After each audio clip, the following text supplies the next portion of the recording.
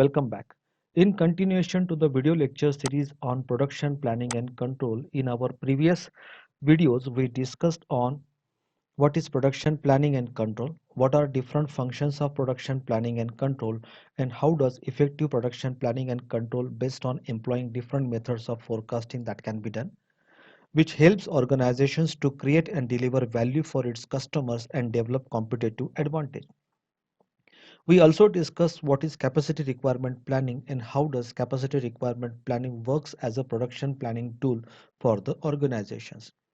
In this video, we will discuss on the process of production planning and control and how does the production planning process helps organization to produce what is demanded in the market and ensure value delivery and customer satisfaction. As we know, every organization does production planning with the main objective to deliver products of required quality in desired quantity, in desired time, convenience place, and at affordable price that is required by the customer. If this is done, the customer will be highly satisfied as they feel receiving value against their spending. If customers are satisfied, they will repurchase products again and again from the same company as well as raise positive voice about the company and its products, which will further help in increasing customer base, more sales, and increasing profitability to the company. Hence, what is demanded, how much is demanded, where it is demanded, and when it is demanded must be identified accurately so that the production planning can be done accordingly. Here, the demand forecasting plays an important role. Thus, production planning process starts with the process of demand forecasting. Here, the demand forecasting is done for all the products in different segments. Let us understand this with a simple example. Maruti Suzuki, in automobile manufacturing company, vendors forecasting for all its models such as Dzire, Swift, Wagoner, Celerio, Baleno, Ciaz, etc. And all these models are available in petrol, diesel and CNG version. These different models are also available in three variants such as top end model, medium and basic model, which are classified as ZXi, VXi and LXi models. Now within each ZXi, VXi and LXi models, there will be different color variants are also available as per the market trend such as white, black, grey, blue, wine red, etc. So all models, all variants and all versions demand is forecasted, or we can say collected from the market. Depending upon the demanded quantities, production can be planned.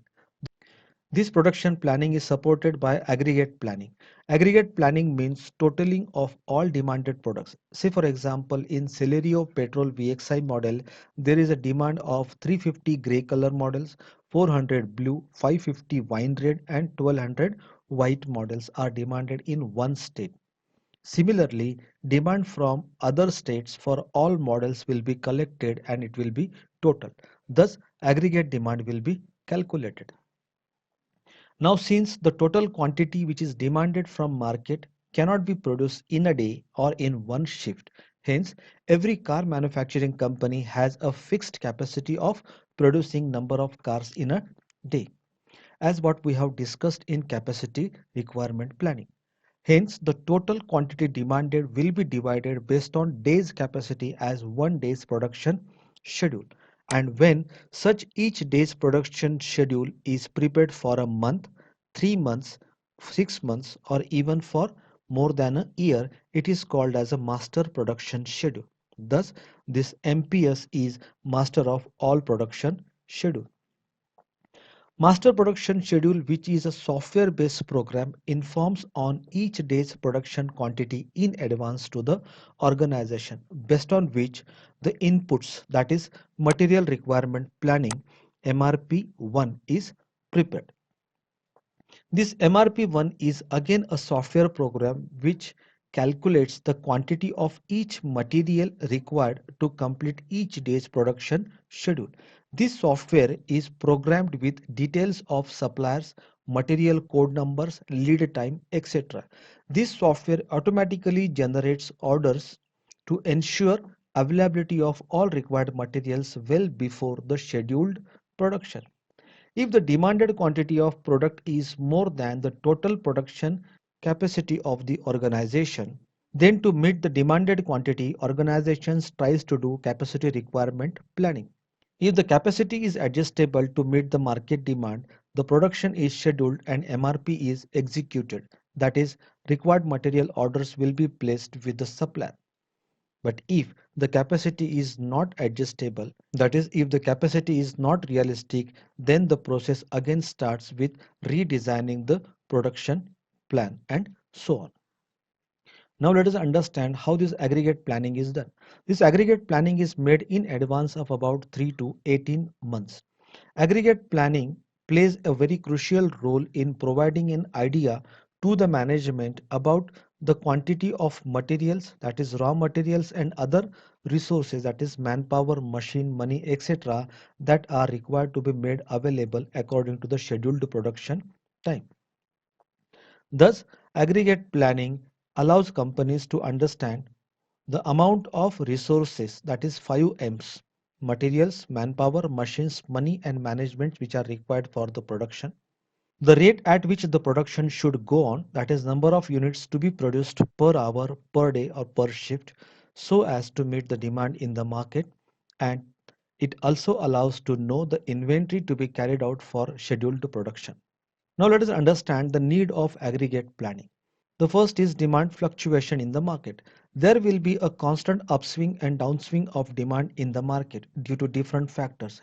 Hence, the production process schedule be flexible to match with the demanded quantity in the market. Second is capacity fluctuation, such as February has less days than in the month of January and March.